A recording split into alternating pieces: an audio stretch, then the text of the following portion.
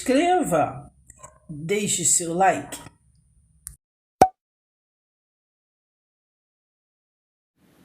Bom dia, boa tarde, boa noite, boa madrugada e boa vida para nós. Sem mais delongas, vamos beber água, hein? Não esqueça, mesmo que não esteja com sede, beba água, menino e menina. Entendeu? Beba água, Flor, beba água, Luísa, porque água é vida, entendeu? A água é vida, leva oxigênio são para o cérebro, né? Assim filtra melhor o nosso sangue, assim, lá nos rins. Então vai bebendo água, vamos assim bebendo aguinha.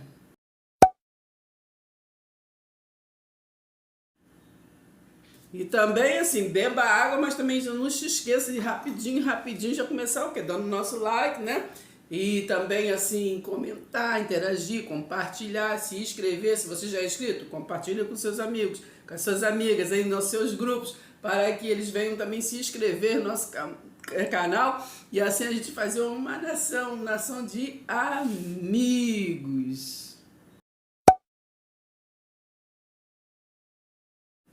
Pois é, o dia começa, né? E a gente começa na lida. Eu aqui cozinhei 2 ovos, eu gosto de comer de manhã. E a gente, assim, graças a Deus, assim, a gente fizemos alguns vídeos aí sobre salvação, né? Sobre a doutrina salvação. Mas claro que não vamos parar. Mas por hora, nós vamos estar mudando, assim, a doutrina, né? Vamos estar passando para a cura divina.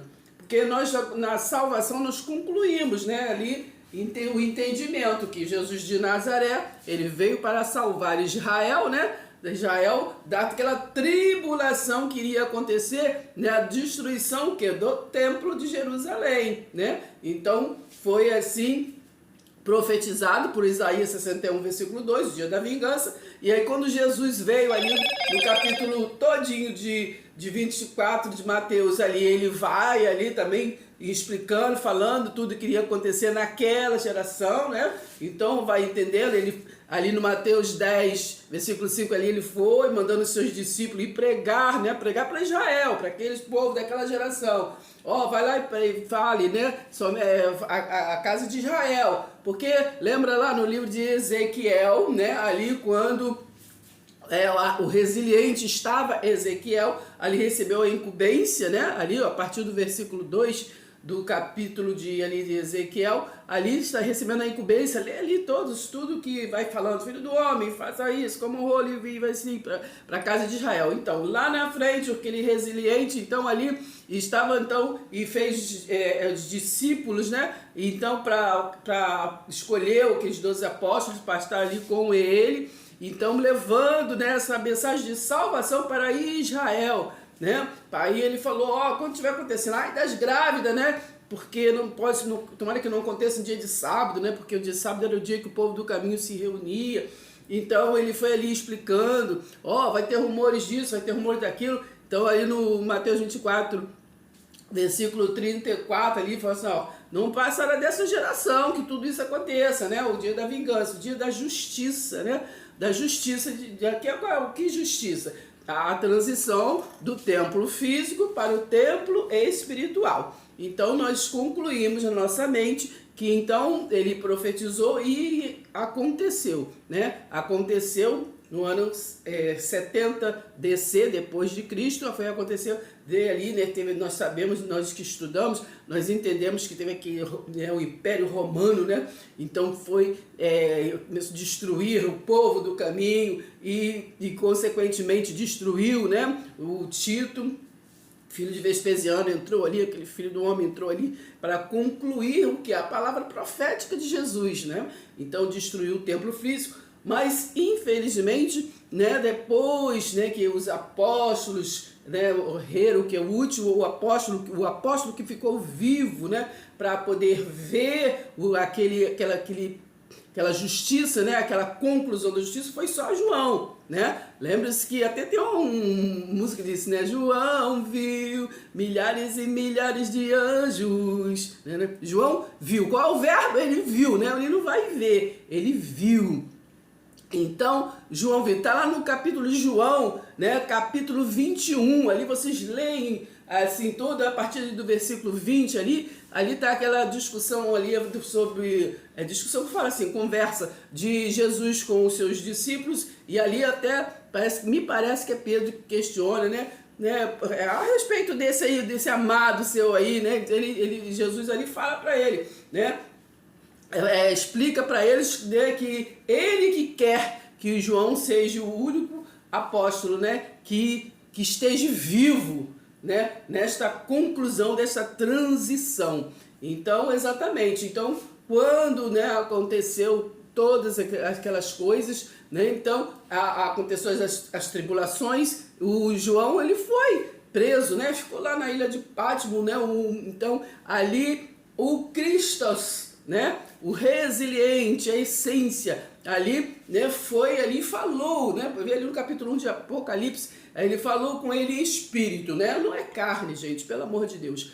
Então falou com ele em espírito, porque Deus é espírito, né? Então Cristo ali lhe deu a incumbência para ele, para poder estar falando às 7 igrejas, né, as 7 igrejas dali, né? E espiritualmente, como ali Jesus já era o Espírito, ele não era o filho, somente filho do homem, mas ali ele era também aquele filho de Deus, né? O verdadeiro resiliente que salvou aquele povo, né? Que resgatou, tá lá em Colossenses 1, versículo 13, 14, né? Ele foi que resgatou o povo das trevas e lhe transportou para o reino, né, do seu amor. O reino do seu amor é o quê?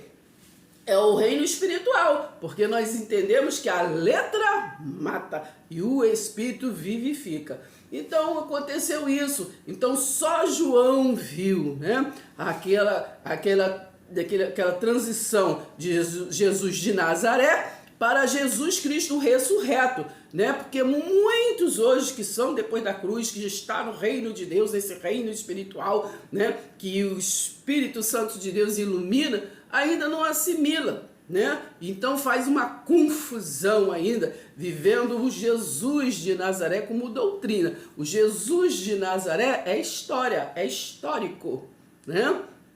Então nós temos que saber, entender, separar as coisas. Então, em Cristo nós somos vivificados. 1 Coríntios 3, versículo 11, diz que o nosso alicerce, o fundamento da nossa doutrina é Jesus Cristo, entendeu? Não é Moisés, não é Malaquias, não é Jesus de Nazaré, entendeu? Então nós temos que entender que nós não podemos pegar a história, né? Principalmente a história dos profetas, né, pegar como doutrina, nós podemos pegar como contexto, como história, não é verdade? Mateus 11, versículo 13, temos que entender que os profetas eles profetizaram até João. Hebreus 1, versículo 1, fala que Deus que falava através dos profetas, não é verdade? Nós temos que entender, eu bato nessa tecla para que a gente venhamos entender. Deus que falava, mas quando chegou o profeta, que era Jesus, então, é Jesus o verdadeiro profeta, não é verdade? O profeta que foi o quê? Para os hebreus, né? Ali era o quê? Era a encarnação, era assim, a revelação o quê? Do Messias, esperado. Então, o Messias, o Jesus veio, mas infelizmente eles não atentaram, não assimilaram, né? E também não reconheceram, porque lembra-se que depois da cruz, né, Jesus apareceu a muitos e eles não reconheciam, não é verdade? E não reconheciam ele, muito menos o ministério dele, né? Como nos dias de hoje, né? O povo fica nas religiosidades rodando em círculos, né? Como aquele povo lá no deserto com Moisés, rodando por o quê? Por falta de entendimento, por incredulidade, não acreditavam, né? Aquele povo lá do deserto não acreditava que era o quê? Que era o invisível, o espiritual que estava ali, que era a cobertura deles, né? É o que os conduzia, é o que os saciava a sua fome, né? Ele mandou o maná, né? Então ali eles atribuíam o quê? Por isso que Moisés, né? Ele não entrou em Canaã porque ia o quê? O santificar, né? Porque ele só viu Moisés e o povo, não generalizando, mas muitos até hoje, eles vivem assim pelo que crer. São Tomé, né? São Tomé, precisa ver para crer. Então, tem pessoas que o milagre, né? A palavra diz que em Hebreus 11:1, que a fé é a certeza do que a gente não vê, né? A gente espera, mas a gente não vê. Mas muitos até os dias de hoje ainda precisa pegar, precisa ver, né? Precisa de coisas concretas, não entende e não aceitam as coisas abstratas, entendeu? Então nós temos que entender. Então agora nós vamos estar passando para uma segunda doutrina que é quadrangular, né? Aqui é a cura divina. Aliás, esta doutrina no Evangelho quadrangular é a terceira doutrina, porque a segunda é o batismo. Mas nossos estudos aqui, eu vou estar passando da salvação para a cura divina, é preciso, né? E nós depois vamos finalizar com o batismo no Espírito Santo. Então, que nós viemos assimilar, que nós viemos a ter essa vontade de aprender, de estudar um pouco mais, né? Aí eu vou com vocês lá em Filipenses, né? Em Filipenses 3, que diz assim, não é que eu saiba não, mas eu prossigo para o alvo, para a soberana vocação em Cristo Jesus. Está lá em Filipenses 3, versículo 12, ali em diante. Mas, irmã, se o Jesus de Nazaré ele veio salvar Israel daquela tribulação da destruição do templo, né? Tá lá em Mateus 24, é a destruição do templo. Não é fim de mundo, destruição do templo físico. Mas então em que nós somos salvos? Nós somos salvos o quê? Da morte eterna. Lembra que Jesus falou assim, ó, tragada foi a morte pela vitória. Então nós não estamos incumbidos, nós que pela fé cremos na graça de Deus, né? Efésios 2:8, na graça de Deus, não estamos incumbidos em Apocalipse 2, versículo 11. Vocês vão lá e ver o que está escrito. Porque nós, pela fé, nós já temos a vida eterna. Nós fomos salvos da morte eterna. Nós somos o quê? Vivificados com Cristo. Entendeu? Presta atenção, entendeu? Ó, então nós somos o que? Salvo da ignorância. É essa convicção que nós temos que ter, entendeu? Então nós somos salvos o quê? Da ignorância, irmão, né? Nós não vivemos pela sabedoria terrena, sabedoria humana, né? Pelas altas ajudas, não vivemos só disso. As altas ajudas que às vezes ajuda, às vezes não ajuda, são palavras, são verbos para poder a gente andar melhor, né? Perceber as coisas melhor, mas é a palavra de Deus, né? Jesus disse em João 17:17, santifica-os na verdade. A sua palavra é a verdade. João 15 diz que eu sou a videira verdadeira, né? Que isso fala que tem muitas videiras que não é verdadeiras, né? Também está escrito, né, na palavra de Deus que há caminhos que parecem ser bom, né? Mas o caminho, mas às vezes o resultado é morte, entendeu? Isso aí nós temos que trazer para nós, assim, para entendermos, para nós viver a vida de texto, né? Eu vejo pessoas que são cultas viver de textos, né? Porque aprendeu com um, aprendeu com outro, fulano pega um monte de textos e às vezes eles têm um objetivo e vive por textos. Mas cadê o contexto, irmãos? Quem é aqueles textos? É para quem? Que tempo? Por quem? Que cultura? Entende? Então eu vejo pessoas cultas que pegam textos da lei da condenação e traz para aplicar, né? Em um povo que já alcançou pela cruz o amor de ágape, de graça. Pela graça sois salvos.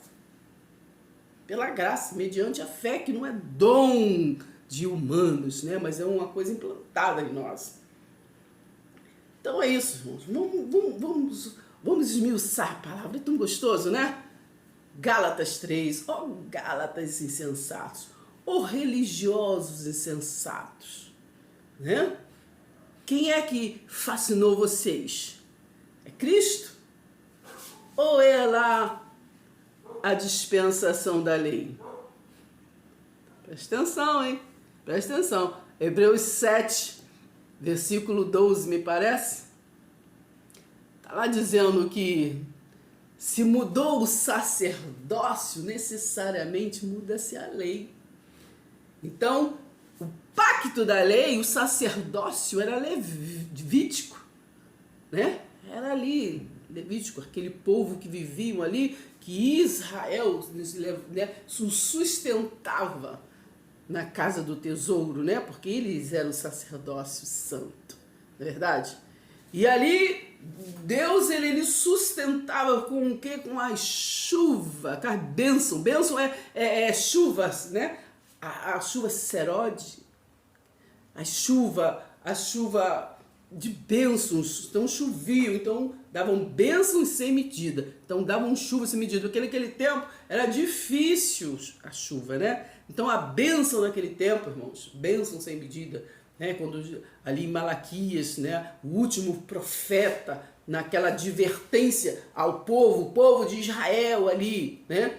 Então aquela última advertência ali, então de Malaquias para vir o profeta, o Jesus de Nazaré, durou 400 anos, foram 400 anos de silêncio para o povo assimilar do que estavam fazendo de errado, né?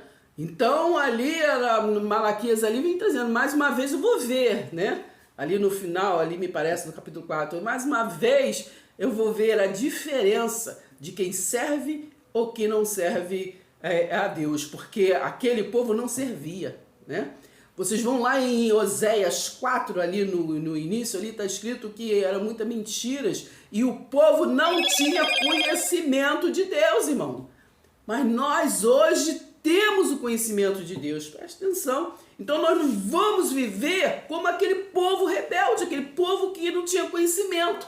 Da mesma forma, não vamos pegar a doutrina deles, do pacto ali da lei, da condenação, da ignorância, eles não tinham conhecimento, e trazer para os nossos dias como doutrina, um ensino para a nossa caminhada.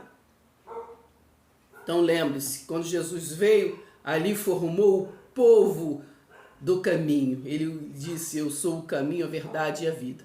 Mas em Cristo, não se esqueça, irmãos, que nós somos o povo do novo e vivo caminho. Não somos o povo da letra. Jesus de Nazaré, ele veio para cumprir a lei, né?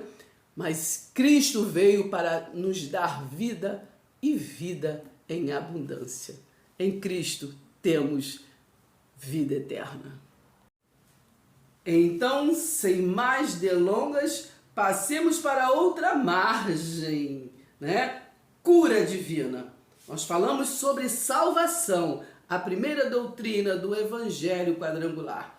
Mas agora vamos passar para a terceira doutrina do Evangelho quadrangular, que é a cura divina. Nós vamos agora falar em alguns vídeos sobre cura divina. Paz seja com todos. Até o próximo vídeo.